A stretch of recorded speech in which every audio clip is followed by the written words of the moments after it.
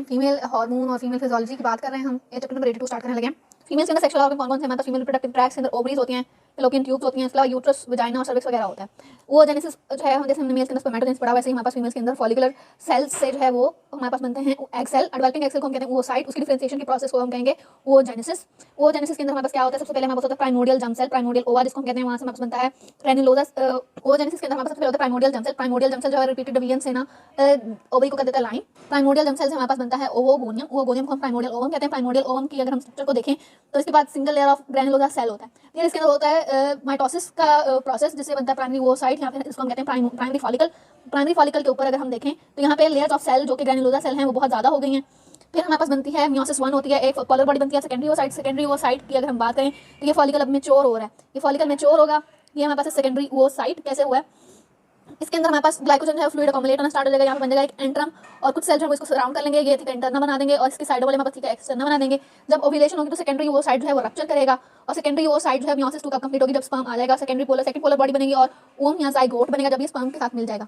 और अगर ये स्पर्म के साथ नहीं मिलेगा तो ये हमारे पास डिजेनरेट कर जाएगा और साथ में हमारे पास ये जो रप्चर्ड फॉलिकल है इससे हमारे पास बन जाएगा कॉर्पस ल्यूटियम। ये सारा प्रोसेस जो है वो हमारे पास ओवरी के अंदर टेक प्लेस करेगा। ओवरी के अंदर हमारे पास प्राइमरी फॉलिकल्स बनेंगे, वहाँ पे हमारे पास एक फॉलिकल बचेगा, वहाँ से हमारे पास मैच्योर फॉलिकल बनेगा जिसको हम क्या कहते हैं ग्राफियन फॉलिकल कहते हैं। ग्राफियन फॉलिकल जो है वो रप्चर करेगा, सेकेंडरी वो साइड बाहर निकल जाएगा, उसको कैप्चर कर लेंगे फिम्ब्रिया। फिर हमारे पास यहाँ पे स्पर्म के साथ जाके एम्पुला के अंदर मेन साइट है फर्टिलाइजेशन की एम्पुला, यहाँ पे जाके मीट कर जाएगा अगर स्पर्म प्रेजेंट हुआ तो। अगर स्पर्म प्रेजेंट नहीं होगा तो ये डिजेनरेट कर जाएगा सेकेंडरी वो साइड और जो बेचारा बाकी बचा हुआ है ओव्यूलेशन के बाद फॉलिकल वो कॉर्पस ल्यूटियम के अंदर चेंज हो जाएगा। कॉर्पस ल्यूटियम जो है वो अगर फर्टिलाइजेशन हो जाएगी तो परसिस्ट करेगा, नहीं होगी तो वो भी रिग्रेस कर जाएगा। प्यूबर्टी पे हमारे पास जब डेवलपमेंट होती है बर्थ पे हमारे पास 1 to 2 मिलियन जो है वो प्राइमरी वो साइड प्रेजेंट होते हैं, लेकिन प्यूबर्टी तक जो है ये हमारे पास बहुत कम हो जाते हैं, अबाउट 3 लाख ओनली रह जाते हैं। और 13 से 46 ईयर के दरमियान 400 से 500 प्राइमरी फॉलिकल्स जो हैं वो डेवलप करते हैं और अपने ओवास बनाते हैं और इनमें से बहुत सारे जो हैं हर मंथ एट्रेटिक फॉलिकल बनते हैं क्योंकि हमारे पास बहुत सारे फॉलिकल्स में होते हैं, सिर्फ एक सर्वाइव करते हैं, तो इस तरह बहुत सारे फॉलिकल्स जो हैं वो एट्रेटिक हो जाते हैं। मीनोपॉज पे कोई भी फ्यू प्राइमरी फॉलिकल्स जो हैं वो प्राइमोर्डियल फॉलिकल ओवरी के अंदर रह जाते हैं जो कि बाद में डिजेनरेट कर जाते हैं। फीमेल हार्मोनल सिस्टम की अगर हम बात करें तो सबसे पहले हमारे पास आता है जीएनआरएच जो कि सबको कंट्रोल करता है, वो एक्ट करता है एंटीरियर पाइट्यूटरी पर, वहां से रिलीज कराता है एफएसएच एंड एलएच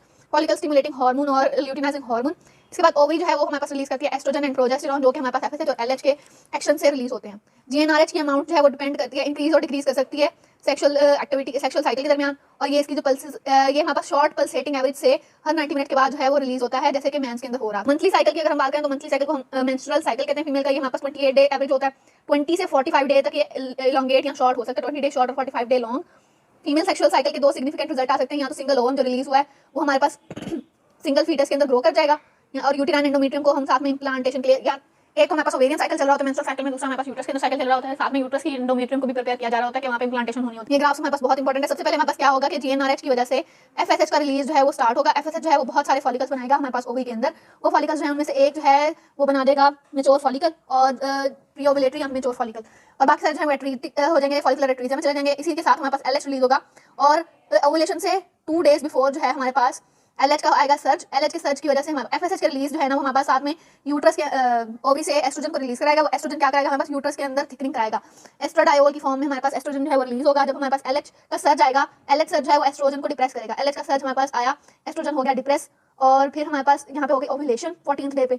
ओव्यूलेशन के बाद एलएच की अमाउंट डिक्रीज कर गई और एफएसएच भी डिक्रीज कर गया। जब हमारे पास एलएच कम हुआ तो एस्ट्रोजन फिर से दोबारा ज्यादा हुआ और हमारे पास प्रोजेस्टेरॉन भी स्क्रीट हुआ फ्रॉम द कॉर्पस ल्यूटियम जो कि यहाँ पे ओव्यूलेशन के बाद जो फॉलिकल बचा था उससे बना, वो हमारे पास प्रोजेस्टेरॉन रिलीज करेगा। प्रोजेस्टेरॉन फर्दर थिकनिंग कराएगा यूटेराइन एंडोमेट्रियम की। इस तरह से हमारे पास ये चारों हार्मोन अपना रोल प्ले करेंगे, ये ओवेरियन साइकिल में और ये यूटेराइन साइकिल में। रिलीज ये दोनों कहां से होंगे, ओवरी से। ये हमारे पास फॉलिकल से और ये हमारे पास कॉर्पस ल्यूटियम से। At the age of 9 to 12 year हमारे पास पाइट्यूटरी जो है वो प्रोग्रेसिवली एफएसएच और एलएच को ज्यादा करता है। 11 साल से 15 साल के दरमियान में फर्स्ट मेंस्ट्रुअल साइकिल आता है जिसको हम प्यूबर्टी आती है।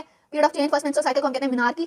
ये दोनों जो है अपने स्टिमुलेटरी इफेक्ट रखते हैं बाय द साइक्लिक एएमपी या सेकंड मैसेंजर को यूज करते हैं। ये हमारे पास ओवेरियन साइकिल जो यूज हो रहा है, बहुत सारे प्राइमोर्डियल फॉलिकल्स बनेंगे, उनमें से सिर्फ एक है वो प्राइमरी फॉलिकल के तौर पे आएगा। प्राइमोर्डियल फॉलिकल यहाँ पे हो जाएगा फॉलिकुलर एट्रीजिया। फॉलिकुलर एट्रीजिया से हमारे पास एक प्राइमरी फॉलिकल जो है वो मैच्योर होना स्टार्ट होगा। वहाँ पे हमारे पास जो सेल होगा उसके अंदर फ्लूइड जो है वो अपनी स्पेसेस बनाना स्टार्ट हो जाएगा, एंट्रल स्पेसेस बनना स्टार्ट हो जाएंगी। वो एंट्रल स्पेसेस आपस में कंबाइन करके बना देंगी एंट्रम। फिर हमारे पास सेल जो ओवम होगा उसको सराउंड कर रहे होंगे, कुछ सेल उनको हम कहेंगे थीका। थीका कुछ थीका इंटरना होंगे, कुछ थीका एक्सटर्ना होंगे। ओवम के अंदर जो हमारे पास ओवम को अंदर से सराउंड करेंगे उनको कहेंगे थीका इंटरना और जो बाहर से सराउंड कर रहे होंगे उनको कहेंगे थीका एक्सटर्ना। फिर और उससे बाहर हमारे पास ग्रैन्युलोसा सेल क्लियर होगी। जब प्री मेच्योर फॉलिकल बन जाएगा या प्री ओवुलेटरी फॉलिकल या ग्राफियन फॉलिकल को वो हमारे पास 1 से 1.5 सेंटीमीटर इन डायमीटर होगा, तो 14th डे के ऊपर LH 12th डे पे LH सर्च होगा, 14th डे पे होगी LH सर्च की वजह से ओव्यूलेशन, और वो साइट रिलीज कर दिया जाएगा with its corona radiata and zona pellucida layer, और जो बाकी फॉलिकल होगा वो कॉर्पस ल्यूटियम के अंदर चेंज कर जाएगा। कॉर्पस ल्यूटियम तब तक मेंटेन रहेगी, अगर हमारे पास फर्टिलाइजेशन हो जाएगी तो मेंटेन रहेगी, अगर नहीं होगी तो ये कॉर्पस एल्बिक इसके अंदर कन्वर्ट हो जाएगी। हर ओवम को single layer of granulosa cell ने सराउंड किया हुआ होता है। ग्रेनुलोसा सेल जो है वो प्राइमोडियल फॉलिकल को शीथ करते हैं और उनको नरिशमेंट वगैरह प्रोवाइड करते हैं, और वो साइड मैच्योरेशन इनहिबिटिंग फैक्टर्स रखते हैं। वो साइड मैच्योरेशन इनहिबिटिंग फैक्टर क्या करते हैं कि इनको मियोसिस 2 के अंदर अरेस्ट करा के रखते हैं, ताकि ये आगे अपना प्रोसेस जो है वो कंप्लीट ना कर सके जब तक स्पर्म ना आए। प्रोफेज स्टेज के अंदर हमारे पास इसको अरेस्ट करा के रखते हैं ये फैक्टर्स। आफ्टर प्यूबर्टी एफएसएच और एलएच जो आते हैं वो इंटीरियर पार्ट से स्क्रीट होते हैं, वहाँ पे फॉलिकल्स की ग्रोथ स्टार्ट हो जाती है। बहुत सारे फॉलिकल्स जो है वो हमारे पास अपने डायमीटर को इंक्रीज करते हैं, इनको हम कहते हैं प्राइमरी फॉलिकल्स। ये फॉलिकल्स जो हैं वो first few days of month of female sexual cycle के अंदर एफएसएच और एलएच की कंसंट्रेशन जो है इंटीरियर पार्ट से इंक्रीज होती है। एफएसएच जो है वो स्लाइटली ग्रेटर होता है एलएच से। एफएसएच जो है वो हमारे पास 6 to 12 प्राइमरी फॉलिकल्स बनाता है, उनमें से सिर्फ 1 जो है वो हमारे पास ये इनिशियल इफेक्ट से हमारे पास ग्रेनुलोसा सेल जो है वो बहुत ज्यादा रैपिडली प्रोलिफरेट करते हैं, और स्पिंडल सेल जो है वो ड्राइव होते हैं ओवेरियन इंटरस्टिशन से, जो कि आउटसाइड द ग्रेनुलोसा सेल होते हैं। इनको हम कहते हैं थीका सेल। थीका सेल के दो लेयर होते हैं, थीका इंटरना और थीका एक्सटर्ना। ये एबिलिटी रखते हैं स्क्रीटिंग स्टीरॉइड, सेक्स हार्मोन, एस्ट्रोजन और प्रोजेस्टेरॉन। आउटर लेयर होते हैं थीका एक्सटर्ना होती है। थीका एक्सटर्ना जो है वो हाईली वैस्कुलर होती है।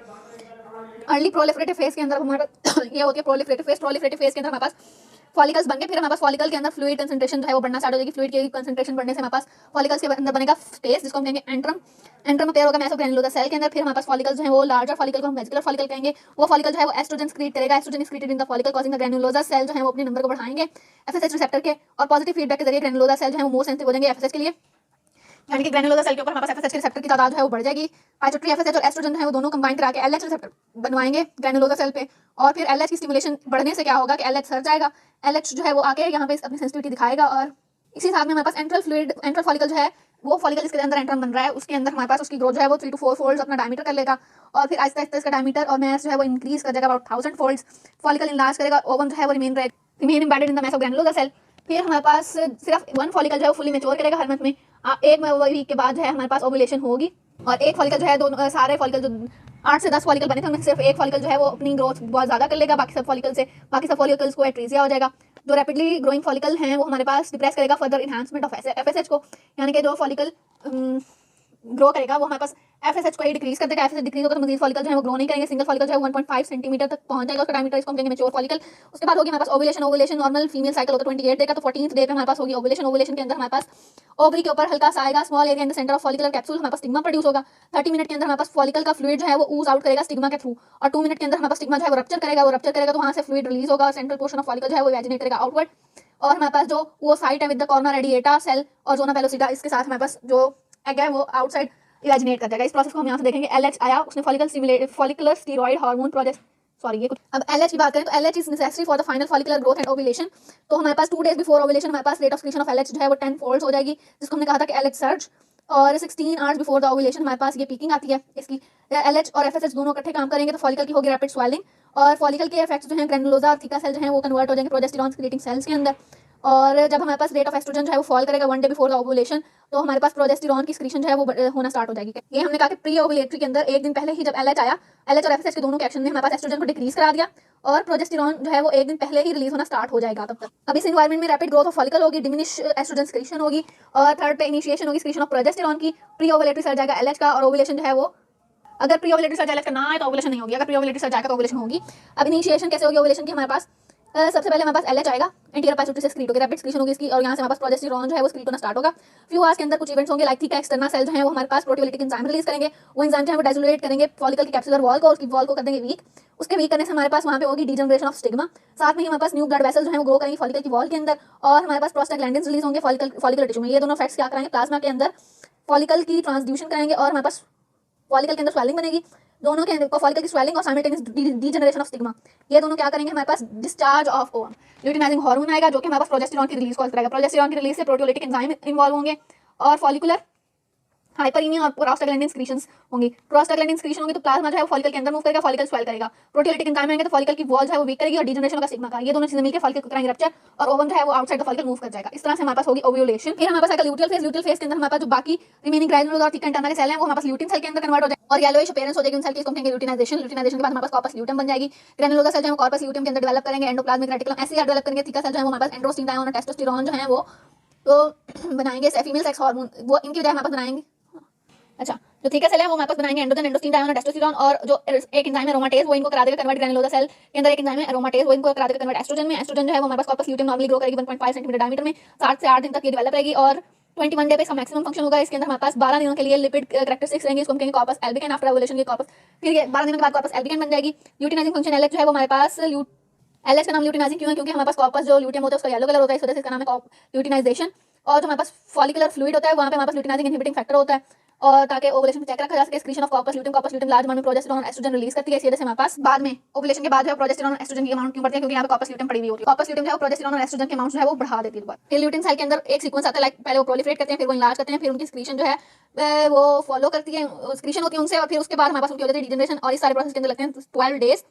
अगर हमारे पास फर्टिलाइजेशन हो जाए तो कॉर्पस ल्यूटियम को जो है उसकी लाइफ प्रोलॉन्ग हो जाती है, और यूजुअली फर्स्ट 2 से 4 मंथ ऑफ प्रेगनेंसी के अंदर हमारे पास ये एज प्लेसेंटा एक्ट करती है। इन्वोल्यूशन ऑफ कॉर्पस ल्यूटियम हो जाती है अगर हमारे पास प्रेगनेंसी ना हो, तो हमारे पास कॉर्पस ल्यूटियम जो कॉर्पस एल्बिकन के अंदर कन्वर्ट हो जाएगी, और हमारे पास इनहिबिन हार्मोन जो है वो स्क्रीट करेगी, ल्यूटिन सेल से इनहिबिन हार्मोन आएंगे, वो जाके एफएसएच की स्क्रीशन बाय द एंटीरियर पाइट्यूटरी को इनहिबिट करा देंगे, और हमारे पास न्यू साइकिल स्टार्ट हो। नॉर्मल साइकिल में 26 डे पे यानी कि 12 डेज आफ्टर द ओवुलेशन हमारे पास कॉर्पस ल्यूटियम रीजनरेट कर जाती है 2 days before the menstruation begin. Summary क्या है, हमारे पास 28 डे साइकिल के अंदर गोनाडोट्रोपिक हार्मोन है वो 8 से 12 न्यू फॉलिकल बनाते हैं, उनमें से एक फॉलिकल मैच्योर करता है, 14 डे पे ओवुलेट करता है, और एस्ट्रोजन आफ्टर ओवुलेशन स्क्रीटेड सेल जो है कॉर्पस ल्यूटियम में कन्वर्ट होते हैं, हमारे प्रोजेस्टेरोन और एस्ट्रोजन स्क्रीट होते हैं। 2 वीक्स के अंदर हमारे पास कॉर्पस ल्यूटियम रीजनरेट कर जाता है और न्यू ओवेरियन साइकिल दोबारा से स्टार्ट हो जाता है। ओवरी से कौन सा हार्मोन रिलीज होता है, एस्ट्राडायल यानी कि एस्ट्रोजन और प्रोजेस्टेरोन। एस्ट्रोजन की केमिस्ट्री की बात करें तो नॉन प्रेग्नेंट फीमेल के अंदर एस्ट्रोजन जो है सिग्निफिकेंट क्वांटिटीज में स्क्रीट होता है। प्रेगनेंसी में ये हमारे पास जो है प्लेसेंटा से स्क्रीट होता है। इसके हमारे पास form estrogen, beta estradiol, estriol, estrone, ये डिफरेंट फॉर्म्स होती हैं। बीटा एस्ट्रायोल जो है एस्ट्राडायोल प्रिंसिपल एस्ट्रोजन जो स्क्रीट होता है वो है। एस्ट्रॉन और एंड्रोजन एस्ट्रॉन जो है वो स्मॉल अमाउंट में फॉर्म होता है। इसके बाद एस्ट्रायोल जो है वो वीक एस्ट्रोजन है, और अगर हमारे पास एस्ट्रोजेनिक पोटेंसी जो है वो बीटा एस्ट्राडायोल की 12 टाइम्स ज्यादा है एस्ट्रॉन से, और 80 टाइम्स ज्यादा है ये एस्ट्रायोल से, यानी कि एस्ट्राडायोल सबसे ज्यादा पोटेंट है, फिर एस्ट्रॉन और फिर इस आयोल। इसके बाद प्रोजेस्टिन हमारे पास फैमिली है, इसके अंदर हमारे पास प्रोजेस्टेरॉन आते हैं 17 alpha hydroxy progesterone. Non pregnant female के अंदर ये ओवरी से आते हैं, और वैसे ही हमारे पास प्लेसेंटा से। दोनों की फॉर्मेशन को देखें तो कोलेस्ट्रॉल से बनता है प्रेग्निनोलॉन, प्रेग्निनोलॉन से बनता है प्रोजेस्टेरॉन, और प्रोजेस्टेरॉन जो है वो आगे हाइड्रोक्सी प्रोजेस्टेरॉन के अंदर कन्वर्ट होता है, वहां से एंड्रोस्टिन डायोन, वहां से टेस्टोस्टेरोन, वहां पे एरोमाटेज एक्ट करता है तो इससे बनता है एस्ट्राडायोल।